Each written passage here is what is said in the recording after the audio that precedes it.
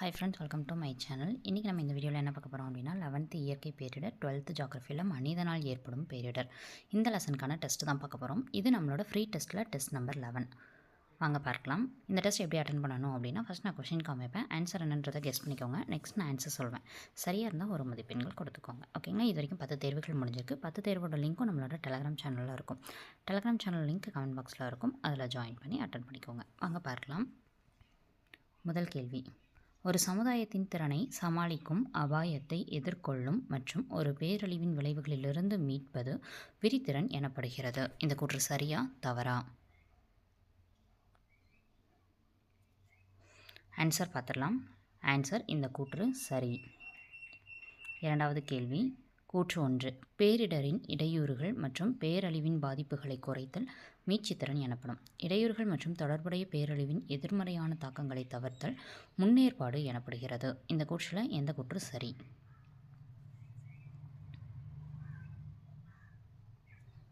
Answer பார்த்தலாம். Answer A, கூற்று இரண்டுமே சரிதான்.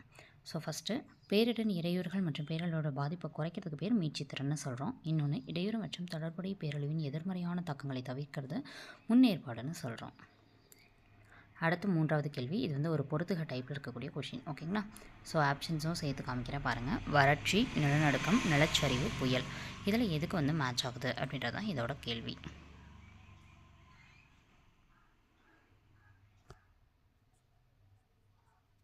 ஓகே, இப்போ ஆன்சர்ஸ் என்ன அப்படின்றத பார்த்துடலாம். ஃபஸ்ட்டு வறட்சி அப்படின்னா மழை பற்றாக்குறை. ஓகேங்களா? அப்போ ஃபஸ்ட்டு இதுக்கு 3ன்னு வரணும். அடுத்தது நிலநடுக்கம். நிலநடுக்கம்னா என்ன? நில அதிர்வு, அதுதான். அப்போ 4வது மேட்ச் பண்ணுறோம். அடுத்தது நிலச்சரிவு. நிலச்சரிவுன்றது பாறைகள் எல்லாமே உருண்டு ஓடுறது. அப்போ 1வது மேட்ச் பண்ணுறோம். அடுத்து புயல். புயல் அப்படின்றது அதிவேகமான காற்றுடன் கூடிய மழை. ஸோ 2, 3, 4, 1, 2 அப்படின்றத பதில். எப்பயுமே பொறுத்துகக்கு எதை மேட்ச் பண்ணுறோமோ அதை எடுத்து எழுதணும். சைடில் நம்பர் போட்டு எழுதாதீங்க, அது தவறான மெத்தட். ஓகேங்களா? நெக்ஸ்ட் கொஷின் பார்க்கலாம். தொழிலக தீ விபத்தினால் வெளியேறக்கூடிய நச்சுவாயுக்கள் யாவை?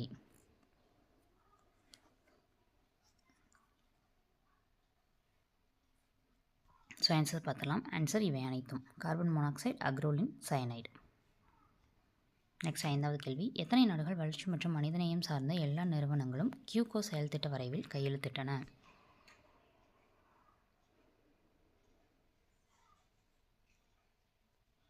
ஆன்சர் பார்த்தோம் அப்படின்னா ஆன்சர் 168. 6வது கேள்வி, போபால் விஷவாயு கசிவு பேரிடர் எந்த ஆண்டு ஏற்பட்டது?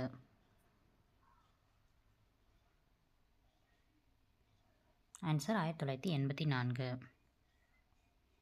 அடுத்த கேள்வி, தமிழ்நாட்டில் உள்ள மாவட்டங்களில் பின்வரும் எந்த மாவட்டமே மே, ஜூன் மற்றும் அக்டோபர், நவம்பர் மாதங்களில் புயலால் அதிகமாக பாதிக்கப்படுது?